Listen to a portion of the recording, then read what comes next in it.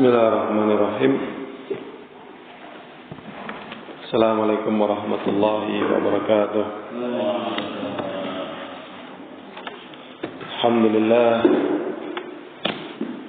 Alhamdulillahilladzi arsala rasulahu bil huda wa dinil haqq yudhhirahu 'ala dini kullihi wa kafaa billahi shahida.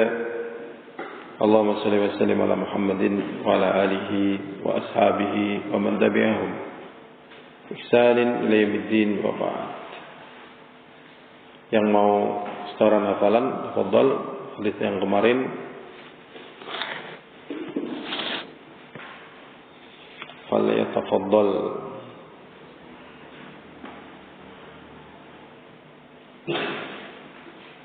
Satu hadis boleh, dua hadis boleh, serah.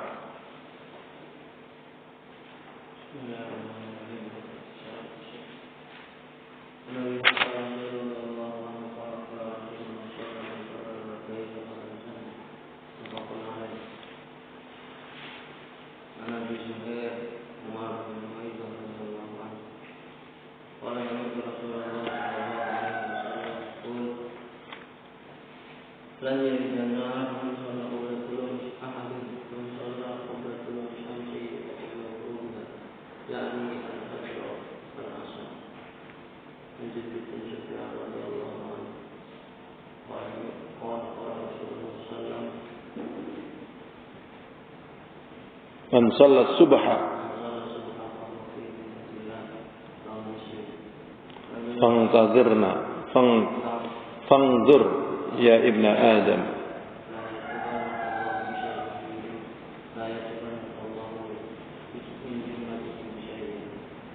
Rawahu Muslim.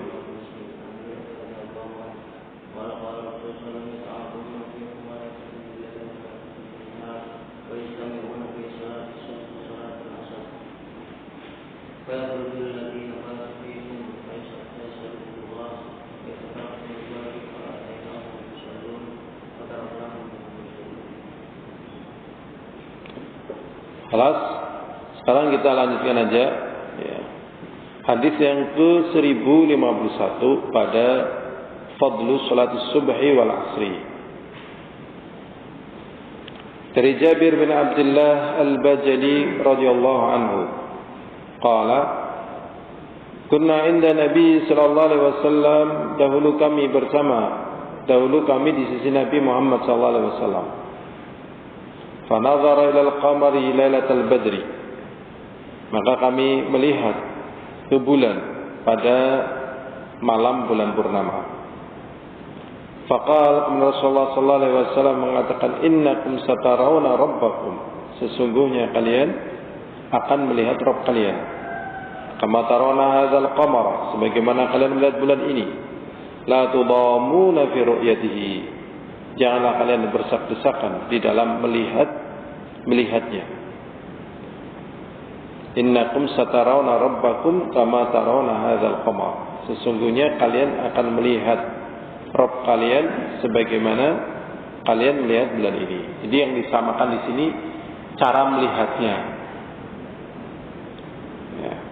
Yang disamakan di sini adalah cara melihatnya. Itu cara melihatnya itu la tudamuna fi ru'yatihi, kalian tidak berdesak-desakan di dalam melihat Allah. Bukan, yang disamakan di sini adalah ya yang dilihat. Yang disamakan adalah cara melihatnya, bukan yang disamakan di sini adalah yang dilihat. Ya. Yang dilihat adalah bulan. Nah, tentunya ini tidak benar ya. Laisa kamitslihi syai'un wa huwas samiul basir. Tetapi yang disamakan di sini adalah cara melihatnya. Jadi cara melihat kita insyaallah besok di akhirat kepada Allah seperti tatkala di dunia ini orang-orang melihat bulan purnama, tidak berdesak-desakan. Tidak berdesak-desakan. Berarti zahirnya dengan hadis ini kayaknya kepadatan penduduk tidak akan terjadi. Dari sisi mana kita ambil? Dari sisi hadis ini tentunya akan berlaku sampai hari kiamat. ya kan? Dan manusia itu pun akan melihat bulan purnama dalam keadaan tidak berdesak-desakan. Zaman Rasulullah SAW lihat bulan purnama tidak berdesak-desakan. Zaman kita saat ini sudah 1441 pun tidak berdesak-desakan. Entah berapa ribu tahun lagi nggak berdesak-desakan. Berarti Allah yang mengatur tentang kepadatan penduduk. Jadi isu kepadatan penduduk sebenarnya isu yang ya jauh panggang dari api. Memang manusia itu sering bikin isu-isu yang jauh panggang dari api. Menurut dia benar, tapi kenyataannya oleh Allah diplesetkan, nggak benar. Adapun berdesak-desakan di satu tempat karena memang gerumbul gitu ya. Gerumbul, misalnya di Jakarta padat seperti itu kadang gerumbul. Tapi di Jakarta sendiri juga masih banyak tempat yang kosong, rawa-rawa dan sebagainya. Rawa-rawa. Jadi gerumbul aja. Di Jawa katanya padat juga, ya di kenyataannya masih banyak yang kayak daerah transmigrasi ya, di Jawa. Kalau nggak percaya kita naik ke gunung-gunung dan sebagainya, masya Allah kosong, ya ratusan hektar atau ribuan hektar kosong. Ya, di Kebumen aja ribuan hektar masih kosong. Jadi kepadatan penduduk, insya Allah nggak terjadi ya. Belum dengan pengurangan ya makhluknya Allah oleh Allah sendiri, apakah dengan musibah atau dengan wabah dan sebagainya, kurang. Jadi ya tidak usah takut kepadatan penduduk ya. Ini diantaranya ini. Innakum satarawna rabbakum kama tarawna hadzal qamar. Sesungguhnya kalian akan melihat Rabb kalian sebagaimana kalian melihat bulan ini. La tudamuna fi ru'yatihi. Tidaklah kalian berdesak-desakan dalam melihat Allah. Fa in istata'antum, ya, fa in istata'tum, dan apabila kalian mampu, ala taghlabu ala salatin, ya, jangan sampai kalian berkalahkan untuk mengerjakan salat qabla tulu'i syamsi, sebelum matahari terbit, yaitu maksudnya salat subuh. Ya, sebelum salat subuh. Berarti aslinya orang-orang yang mampu salat subuh ini adalah orang-orang yang dimudahkan, ya, dimuliakan, dimudahkan, ditolong, gitu. Dan kenyataannya kalau kita mau survei masih banyak yang tertidur. Anehnya kadang orang menghidupkan malam, ya, untuk maksiat. Setelah itu tertidur sampai siang, jam 11 siang kadang. Nanti aktivitas lagi malam, maksiat lagi, terus kayak gitu. Kenapa kok maksiatnya malam nggak siang aja? Karena kalau malam itu kan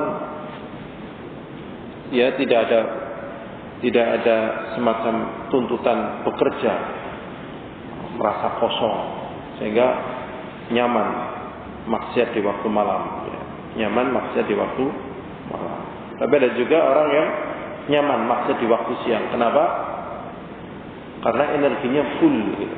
Energinya full habis istirahat malam, maksiat di waktu apa? Siang. Nah, orang beriman dikasih waktu-waktu ini oleh Allah, siang untuk bekerja dan seterusnya, seperti yang sudah pernah kita bahas. Wa qabla ghurubiha, dan sebelum tenggelam, faf'alu, maka kerjakan. Jadi ibadah-ibadah ini merupakan ya etapa-etapa waktu untuk menyelamatkan hamba-hamba Allah dari bermaksiat kepadanya. Kalau tidak ada etapa-etapa ini, ya bisa hampir dipastikan, nah urip kenapa sih gitu. Duitnya anak, sehatnya anak, nganggur, apa kerja wis, apa wis, terus apa, ya kan? Ya senang-senang, ya senang-senang gitu. Orang senang sih arep-arep, sing senang-senang yang mati, sing orang senang-senang yang mati. Ya lebih apik senang-senang sing ibadah yang mati, sing orang ibadah yang mati. Begitu ya. Padahal setelah mati nggak bisa kembali. Dan tidak ada teman yang menemani orang yang telah mati kecuali apa? Amalannya. Masya Allah ya. Ya Allah ya Rabbi. Dan ternyata kita ditampakkan oleh Allah orang-orang yang bersama kita juga akhirnya diambil oleh Allah satu per satu, ya kan? Satu persatu. Yang muda juga diambil, yang tua juga diambil, yang sedang juga diambil. Sesuai dengan kehendak Allah Subhanahu wa taala. Seakan-akan giliran itu tidak akan pernah datang kepada kita. Padahal giliran itu pun akan datang kepada kita. Pasti ini. Maka di sini Rasulullah SAW mengatakan, jikalau kalian mampu, kalian jangan terkalahkan dari sholat sebelum matahari terbit, itu subuh, dan sebelum tenggelam, itu sholat asar. Ini pembahasannya banyak sekali ya, tapi kurang lebih seperti yang kita jelaskan. Berikutnya hadirin azani wa azakumullah, kita masuk hadis yang ke 1052. Ini hadisnya pendek sekali. Ya, hadisnya apa? Pendek sekali. Coba kita bersama-sama ya. An Buraidata radhiyallahu anhu qala qala Rasulullah sallallahu alaihi wasallam man taraka salatal asri faqad habita amaluhu rawahul Bukhari. Satu kali lagi, an Buraidah radhiyallahu anhu qala qala Rasulullah sallallahu alaihi wasallam man taraka salatal asri faqad habita amaluhu rawahul Bukhari. Barang siapa yang meninggalkan salat asar, sungguh telah rontok amalannya. Siapa yang mau? Tar, gampang sekali. Irman man. Fadal. Jadi Rasulullah SAW mengatakan, barang siapa yang meninggalkan salat asar, sungguh telah rontok amalannya. Kita coba baca ya penjelasannya kayak apa ya. Di sini ya, al-haddu ala muhafazah ala salatil asri fi waqtiha. Di sini ya, dari fikih hadisnya ini dijelaskan anjuran untuk menjaga salat asar pada waktunya. Ya, memang ada hadis ya, afdalul a'mal as-salatu fi awwali waqtiha. Seutama-utama amalan adalah salat pada awal waktunya. Kemudian dalam riwayat Bukhari, afdalul a'mal as-salatu fi waqtiha. Seutama-utama amalan pada waktunya. Kemudian ada lagi hadis yang mengatakan afdalul a'mal al-imanu billah. Seutama-utama amalan adalah keimanan kepada Allah. Ini kadang hal yang demikian ini menjadi ya muskilah. Tapi yang jelas yang pertama iman, amalan hati. Kemudian dari amalan badan diantaranya adalah sholat asar. Sholat pada awal waktunya. Memang juga ada dibahas lagi, cuman hadisnya lemah, tetapi ya maknanya insyaallah benar. Jadi apabila di awal waktunya ini merupakan apa? Merupakan apa? Keutamaan dari Allah. Kemudian ya, kalau misalnya di tengah waktunya adalah ridwanullah. Ya, jadi awal waktunya fadlullah. Fi awsati waqtiha ridwanullah. Wa fi akhiri waqtiha ya ufranullah atau maghfiratullah. Pada akhir waktunya itu ampunan Allah. Ternyata dikuatkan lebih utama yang keutamaan Allah SWT. Setelah itu ya keutamaan. Setelah itu apa? Ridhaan. Setelah itu ampunan. Karena ampunan ini diberikan bagi mereka-mereka yang teledor. Harusnya pada awal waktunya gitu loh. Tatkala awal pada waktunya ternyata mungkin ada uzur. Ya, terus potongan waktunya ini dapat keridhaan oleh Allah. Kemudian sampai pada akhir waktunya, apalagi sering, berarti ini apa? Teledor, ya, kadung lah, angel, gitu kan? hampir semuanya nanggung. Biasanya lagi asik-asiknya kerja malah justru 11:30 ya. Mungkin jam 10 baru istirahat, jam 11 baru istirahat. 11:30 lagi asik-asiknya. Ketabrak azan, des lah mengkala. Nanggung. Asar jam 4 lagi asik-asiknya. Azan ya kan? Nanggung 4:30 gitu. Maghrib pas banget ya. Waktunya kosong nggak istirahat, lagi capek-capeknya tidur. Ya. Setelah tidur ya bangun. Ya, Isya lagi kuat-kuatnya tenaga. Ternyata ingat pekerjaan yang belum selesai dikerjakan. Ada bablas, nggak sholat subuh, nggak sholat zuhur, nggak sholat maghrib, nggak sholat isya. Ya, waliyadzubillah. Ada cara syaitan ngasih apa ya? Ngasih nih gitu loh. Ini. Gitu. Berikutnya man taraka salatul asra muta'ammidan, barang siapa yang meninggalkan salat asar secara sengaja, ini berarti di sini sengaja ya. Sengaja itu tadi lah nanggung gitu, itu termasuk sengaja sebenarnya. Sebenarnya sampai nggak sholat. Yang nggak sengaja itu kan misalnya ketiduran, lupa, atau lagi apa ya sakit misalnya, sakit nggak bisa, terus juga pas lupa terlewatkan, atau dalam keadaan macam-macam lah. Yang intinya bukan hal-hal seperti tadi. Ya. Lupa atau mungkin dalam keadaan dipaksa. Kamu kalau sholat asar, ya lehermu melayang misalnya, atau gila misalnya. Kenapa dia nggak sholat asar? Gila. Kenapa dia sholat asar? Nggak boleh. Kenapa dia nggak sholat asar? Lupa. Ini termasuk dari 3 mawani'u taklif.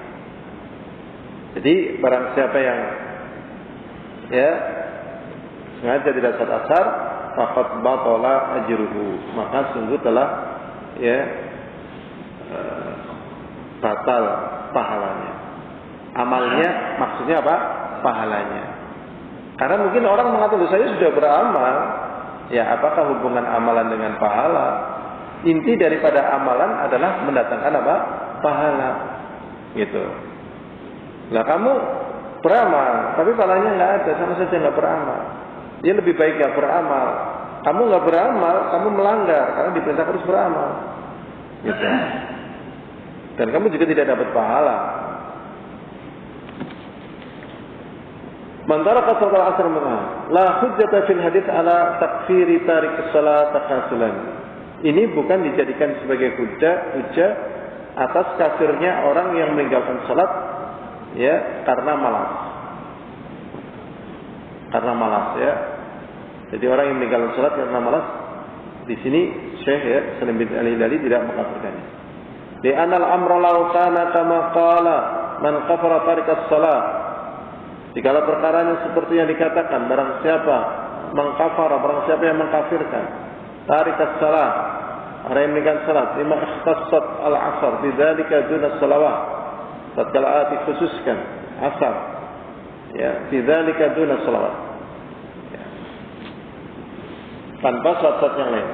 Walakin tarikas salat takasulan, akan tetapi orang yang meninggalkan salat karena malas dan tidak menentang, laha ala khatrin adim, dia mendapatkan bahaya yang sangat besar. Padahal masalah makanun ya pastuha mutawwala, pembahasan ini pembahasannya sangat panjang. Walakinna aradna at-tanbih, akan tetapi yang kita inginkan adalah tanbih ala wajhi shawab, dari sisi yang benar fi masalah, dalam masalah yang kita bahas. Wa huwa qaulu jamaahir ulama, ini pendapatnya mayoritas para ulama ahli sunnah wal jamaah. Jadi bahaya sekali orang yang meninggalkan salat ya, salat ya bisa terjatuh pada kekufuran. Karena orang yang tidak meninggalkan salat asar saja amalannya apa? Rontok, padahal ini masih mengerjakan salat yang lain. Wallahu a'lam bishawab. Saya sampaikan subhanakallahumma bihamdika asyhadu an la ilaha illa anta astaghfiruka wa atubu ilaik. Assalamualaikum warahmatullahi wabarakatuh.